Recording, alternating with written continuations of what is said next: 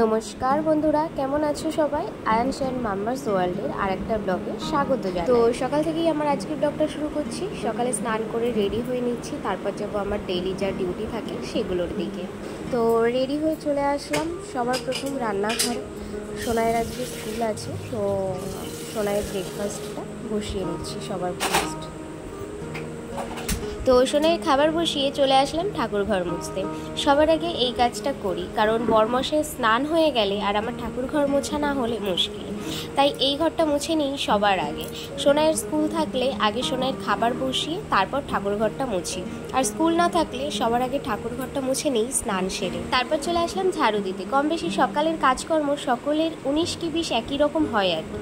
ঝাড়ু দিয়ে চলে যাব সোনাইকে ঘুম থেকে ওঠাতে। সোনাইকে কয়েকবার স্কুলের কথা বললেই ঘুম থেকে উঠে পড়ে টলতে টলতে। এই যে ঘুম থেকে উঠেই নিজেই ব্রাশ করছে।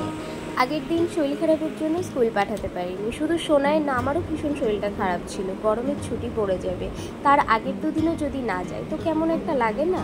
তো যাই হোক, সোনাইকে রেডি করিয়ে চলে আসলাম খাওয়ানোর জন্য, আর টিফিনও দিয়ে দিয়েছি। আর এই যে ঠাকুর নমস্কার করে বেরিয়ে পড়লেন স্কুলের জন্য। অন্যদিকে তোমাদের দাদা ভাই সকালের পুজো প্রার্থনা করছে। আমি সোনাইকে স্কুলে দিয়ে এসে তারপর আমি আমার বাকি ডিউটিতে লেগে পড়বো। আর হ্যাঁ, সোনাইয়ের কিন্তু এটা স্কুলের প্যান্ট নয়, কারণ প্যান্টটা দেখে প্রশ্ন জাগতেই পারে যে এটা স্কুলের প্যান্ট নাকি। তো যাই হোক, একটা কারণের জন্য এই প্যান্ট পরানো, আর ম্যামকে সেটা বলেও দেওয়া হয়েছিল। সোনাইকে স্কুলে দিয়ে এইবার ঘরের দিকে যাচ্ছি। তো ঘরে এসেই আমার প্রথম কাজ বিছানাটা গোছানো। যেদিন হাতে সময় থাকে সেদিন সোনাইকে দিয়ে আসার আগেই গুছিয়ে নিই। আর এই যে এইটাও আমার কমন কাজ রোজের, বাথরুমের লাইট অফ করে দরজা লাগানো। যাক, তারপর চলে আসলাম রান্নাঘরে। সবার প্রথম বোতলে জল ভরে তারপর ছাতুটা রেডি করব। আমার মনে প্রশ্ন আছে একটা, যারা ব্লগ ভিডিও বানাও তারা সারা দিনে সমস্ত কিছু কিভাবে 5 থেকে 7 মিনিটের ভিডিওতে দেখাও? আমি তো পেরেই উঠি না, কত কিছু ব্লগে দিই না, তারপর সন্ধ্যার পর থেকে তো আর কিছু অ্যাডই করি না, তাতে আরও বড় হয়ে যাবে তার জন্য। আর তারপরও 1.5 ঘন্টার ভিডিও হয়ে যায়, আর সেটা এডিট করে করে 10 থেকে 15 মিনিটে আনতে হয়। আর সে যে কি খাটনি লাগে আমার, কোনো সময় কত দিন কেটে যায়, এডিট কমপ্লিটই হয় না। যাক, সোনাইয়ের পাপার যেগুলো গুছিয়ে দেওয়া সেগুলোও আমার কমপ্লিট। প্রতিদিন সোনাইকে রেডি করিয়ে স্কুলে দিয়ে এসে আর ওর পাপার সব কিছু রেডি করার পর মনে হয় আমার অনেক কাজ কমলো। আর তারপর একজন স্কুল আর একজন অফিস যাওয়ার পর আমি আমার বাকি কাজ আস্তে আস্তে করতে থাকি। যাক, যেগুলো সারার সব সেরে চলে আসলাম তুলসী মন্দির ধুতে আর গাছে জল দিতে। আমি প্রতিদিনই তুলসী মন্দির ধুয়ে তারপর গাছে জল দিই, আর নিচের ফ্লোরটাও জল দিয়ে ধুয়ে নিই প্রতিদিন। এই যে সোনাইয়ের পাপাও বেরোলো অফিসের জন্য। আর তারপর ঘরে এসে আবার চলে আসলাম রান্নাঘরে। আজ দুধ তাড়াতাড়ি দিয়ে গেছে, সেটাই গরমে বসিয়ে দিলাম।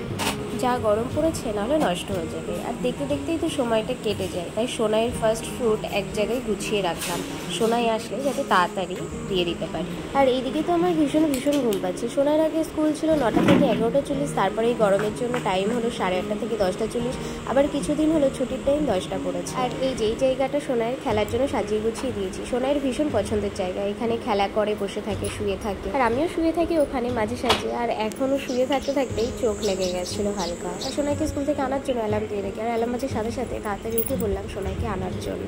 ভীষণ রোদ বাইরে, যতই কাছে হোক না কেন এই বারবার যাওয়া আসা একদম ভালো লাগে না। এই কিছুদিন আগেও 6 বার যাওয়া আসা করতাম, এখন তাও 4 বার যাওয়া আসা করা হয়। আগে যখন স্কুল টাইম 9টা ছিল ওর পাপাই দিয়ে আসতো, আর এই যে ধীরে ধীরে আসছে। তো চলেও আসলাম ঘরে। এইবার সোনাই ফ্রেশ হওয়ার পর মেডিসিন খাইয়ে তারপর ফ্রুট দেব।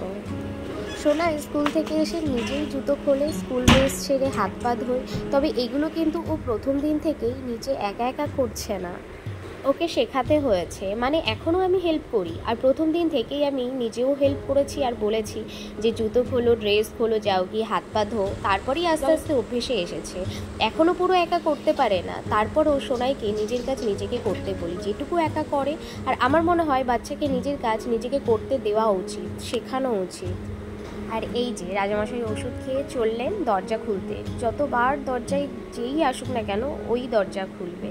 তো এখন আন্টি আসলো, আন্টি কাজ সেরে বেরোবে, তারপরে আমি আমার বাকি কাজগুলো আস্তে আস্তে সারবো।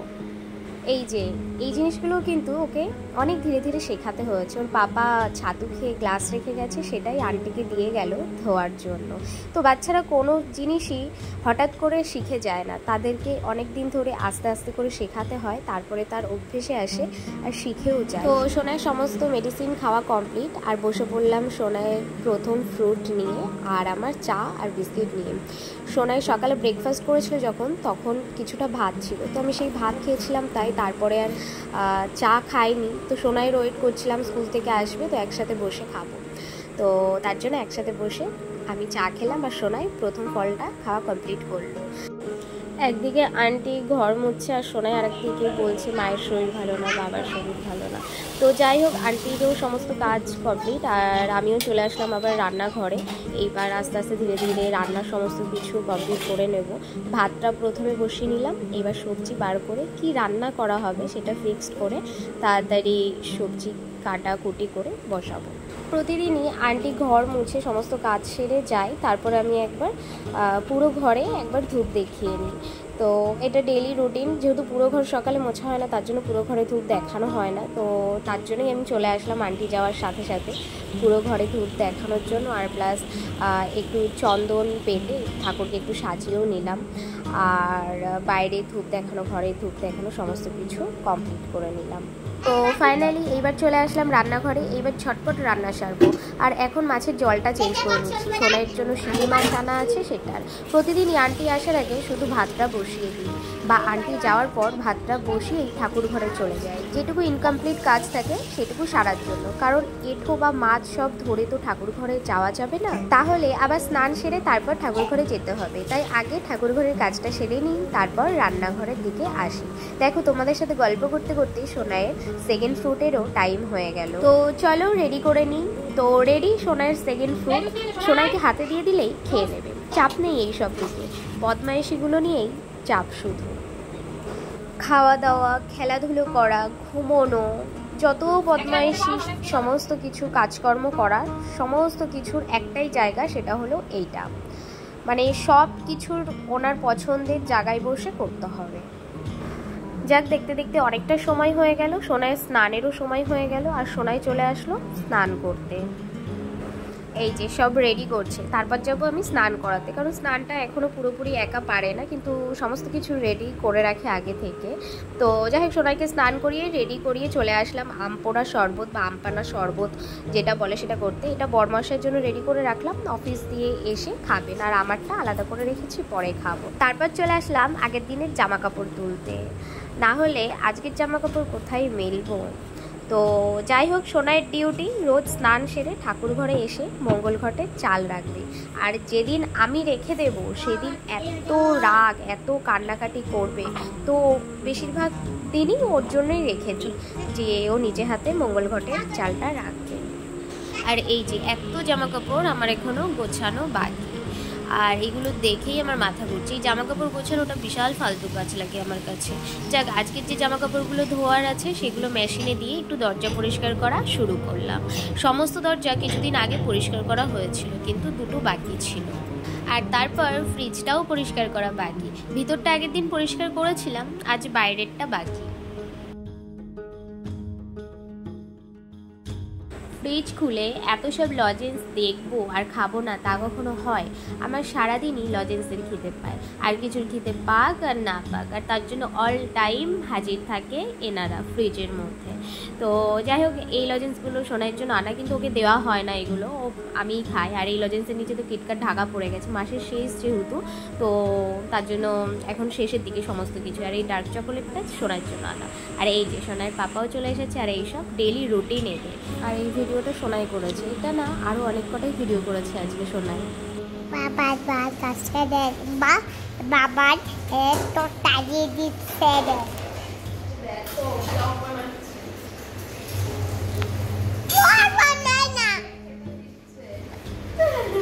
তো বরমাসের লাঞ্চ কমপ্লিট, আর এবার বসলাম সোনাইকে খাওয়ানোর জন্য। আর আজকের মেনু ছিল সোনাইয়ের শাক, আলু উচ্ছে ভাজা, মাছের ঝোল, যার মধ্যে গাজর, ঝিঙে আর আলু রয়েছে। তো সোনাইয়ের খাওয়ানো কমপ্লিট, এইবার কিছু বাসন রয়ে গেছে, তো তো সেগুলো ধুয়ে নেব, প্লাস আন্টি দুপুরের বাসন ধুয়ে গেছে যে সেগুলো গুছিয়ে নেবো, কারণ সেগুলো আমারই গোছাতে হয়, উনি ঠিকঠাকভাবে রাখতে পারে না। তো এইসব করতে করতেই হঠাৎ মনে হলো সোনাই হয়তো ঘুমিয়ে পড়েছে, আর এসে দেখি ঘুমিয়েও পড়েছে। তো এনে বেডরুমে শুইয়ে দিলাম। আর বাইরে দেখো কত পরিমাণ রোদ, আর এই রোদের জন্যই আর আমার বাইরে জামা কাপড় মেলতে যেতে হয় না, ঘরের মধ্যে জামা কাপড় মেলেই দিনের দিনই শুকিয়ে যায়। তো যাই হোক, সোনাই এখন ঘুমাক, আমি চলে আসি আমার অন্যান্য কাজ সারার জন্য। তো যে জামা কাপড়গুলো কাচাকুচি করা কমপ্লিট হয়ে গেছে সেগুলো আপাতত এখন মেলে দিই, কারণ এই আমি যদি এখন ফেলে রাখি আমার মেলতে মেলতে রাত হয়ে যাবে, আর তখন ইচ্ছাও করে না মেলার জন্য। আর পুরো একদিন যদি ওরকম বালতির মধ্যে পড়ে থাকে তো বাজে একটা স্মেল আসে। যতই তুমি সফট টাচ বলো বা কমফোর্ট টাইপের এই সমস্ত কিছু দিয়ে ধোও না কেন, তাও ওই স্মেল, ভালো স্মেলটা থাকে না অত ঘন্টা ধরে। তো এইদিকে তো জামা কাপড় মেলা আমার কমপ্লিট। তো রান্নাঘরের মধ্যেই আর কি ওয়াশিং মেশিন রাখার একটা জায়গা রয়েছে, কি ঘর টাইপের, তো ওইখানেই জামা কাপড় বেশিরভাগ মেলি আর কি। তো আর শুকিয়েও যায়, এখান থেকে রোদও আসে, তো দুপুরের দিকে মেলে দিলে আসলে তাড়াতাড়ি শুকিয়ে যায়। আর এটা হলো বেডরুমের মধ্যে যে ব্যালকনি রয়েছে, তো সেই জায়গা, তো ওইখানেও জামা কাপড় মেলতে থাকি, তো ওইখানে হয়নি, তো বেডরুমেও মেলে দিলাম ব্যালকনিতে। তো এইবার লাইট টাইট অফ করে এইবার যাব বেডরুমে, তারপরে জামা কাপড় গুছিয়ে তারপর একটু শোবো। তো সাথে আমার সেই করে রাখা আম পানার শরবতটা নিয়েও বসলাম। এবার এটা খেয়ে তারপরে আমি জামা কাপড় গুছিয়ে তারপরে একটু রেস্ট করে নেব, তারপর উঠি সন্ধ্যার সমস্ত কাজকর্ম, সন্ধ্যার সমস্ত কিছু করা কমপ্লিট করবো। তো শুভ সন্ধ্যা সকলকে। তো সন্ধ্যা দিয়ে প্রার্থনা সব সেরে চলে আসলাম রান্নাঘরে। তো বেশ কিছুদিন ধরেই দুধের সর জমাচ্ছিলাম একটা মিষ্টি বানানোর জন্য। তো আজকে টিফিন হিসাবে অন্য কোনো কিছু বানাবো না, এটাই বানাবো, না হলে অনেক দিন হয়ে যাবে, কারণ এগুলো এক জায়গায় করতেও অনেক দিন টাইম লাগে। তো আজকে সুন্দর একটা মিষ্টি তৈরি করব এই দুধের সর দিয়ে। দুধের সর দিয়ে ঘি সবসময় ভালোও লাগে না, অন্যরকম একটু ট্রাই করা উচিত, আর ট্রাই করা যেতেই পারে। তো এই মিষ্টিটা আমি আগেও বানিয়েছি, আজকে আবার বানালাম। তো আজকের ভিডিওটা আমি এখানে শেষ করছি, না হলে অনেক বড় হয়ে যাবে ভিডিওটা। এমনি আমার ডেলি ব্লগ ভিডিওগুলো ছোটোর মধ্যে দেখেই উঠতে পারি না, সকলে একটু আইডিয়া দিও 4-5 মিনিটের মধ্যে ডেলি ব্লগ কীভাবে বানানো যায়। তো সকলকে টাটা, ভালো থেকো, সুস্থ থেকো, দেখা হবে আবার নতুন একটা ব্লগে।